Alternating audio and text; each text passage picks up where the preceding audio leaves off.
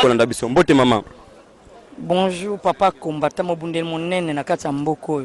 Maman pour mabeli na ye.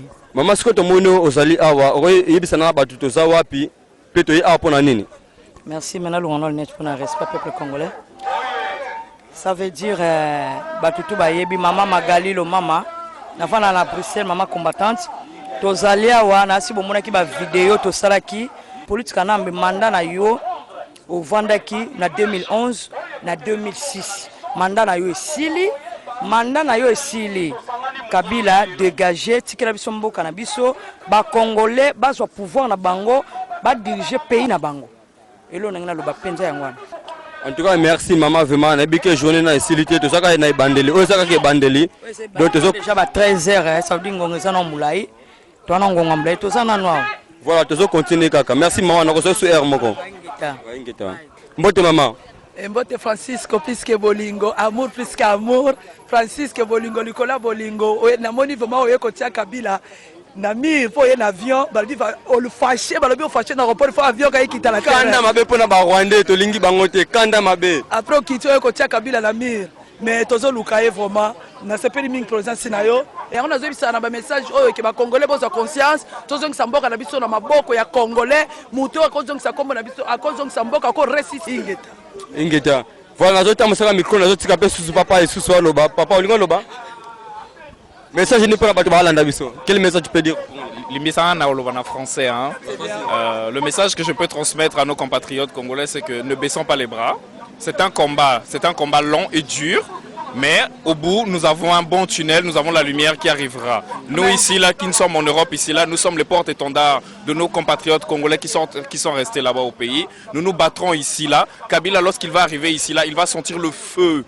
Le feu, penza obabenga penza moto Kabila moto kitisa moto yaya ezikisa misala ya satana na mboka Francisco oyebi ke Kabila vraiment kanachin obi na regretter ndo na lié ayo tala na regretter obi tala Moïse na lobi Moïse na tuno nano est-ce que mboka na Isaya yo oyebi 24 ans na kin est-ce que yo intelligent aux intelligents Moïse, tu as été où? Quelle école? Quelle université?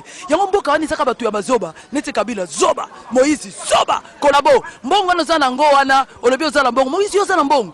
Mais si vous avez un bon awa, milliardaire, bache bambongo na l'État, tam su bache bambongo pour les handicapés, tam su bache bambongo pour les chômeurs, tam su bache bambongo pour les bateaux bazana na babenga ngota mususu bazana tokoko le bata mususu comment on peut dire na ba salaire na bango fragile to mona kango mais yosko mbongo na ongeza wapi ba congolais ninga nazo comprendre bino te kaka mbongo Moïse ayibi bino kaka yango le pa linga corrompre bino siko bolingi boteka su Congo to kele su na balabala Moïse zonga na Zambie Moïse c'est un Zambien toko zala jamais na première dame tout cité ayibi ko le balinga la te ayibi ko le ba monoko la biso ayibi ko Congo ni tulu ba yebite moi sinaye tout Moïse to boyo ko le kate. Voilà, nous avons papa ya continue makamana roba. Continue papa. Donc nazako loba que voilà Kabila lera okoma awoyoka moto penza moto ya makasi quoi. Donc il faut qu'il comprenne que voilà son heure est arrivée, il est arrivé à la fin, il doit partir. Il a eu un premier mandat, un mandat de Dieu donné. Il a eu des élections en 2006 où il a triché. Il a eu des élections en 2011 où il a encore triché. Les Congolais, on en a marre. On dit que stop, c'est fini. Kabila, tu dois partir. Et pour cela, nous demandons au gouvernement français, justement à François Hollande, qui avait donné une interview où il donnait une espèce d'opportunité aux dictateurs africains de pouvoir modifier les constitutions. Non, notre pays s'appelle la République démocratique du Congo. Et démocratique vient du mot démos, kratos. Démos qui veut dire pouvoir, kratos qui veut dire le peuple. Donc nous demandons à ce que le peuple puisse élire lui-même ses propres dirigeants afin que ces dirigeants puissent travailler pour le bien du peuple congolais. Joseph Kabila, depuis qu'il arrive au pouvoir, il n'a rien fait.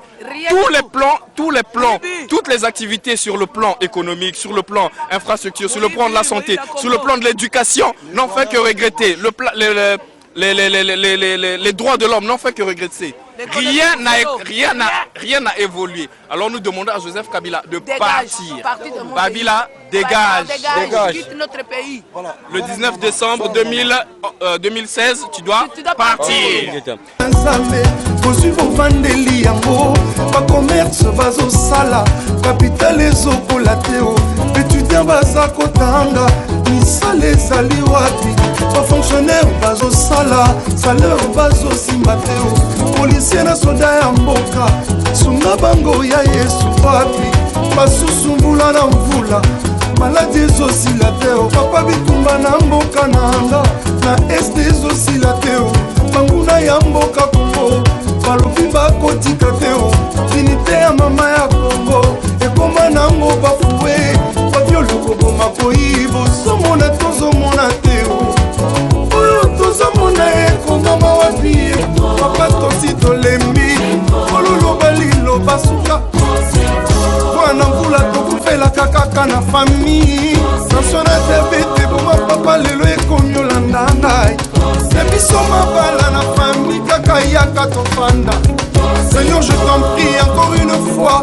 prends-moi le fouet fouette-moi tous les sorciers qui envoûtent ma famille chicote-moi tous les sorciers qui envoûtent mon pays ils sont occultistes, magiciens, tous les gens et les torses ah yambaloyo c'est fini papa kotali kamoyo nayoki kanda emati nalobi bien kanda molimo vraiment moi j'en ai marre papa lobali loba suka naponi elongo ya kosaka te vraiment mpona mboka kongo ata butu eumeli suka tongo juste un peu de patience ayebi likambo na yo boloyo bilaka na ye mpona bomoi na yo mpona betudie ya kongo na bandeko ya diaspora basi bakufela mibali na bana diti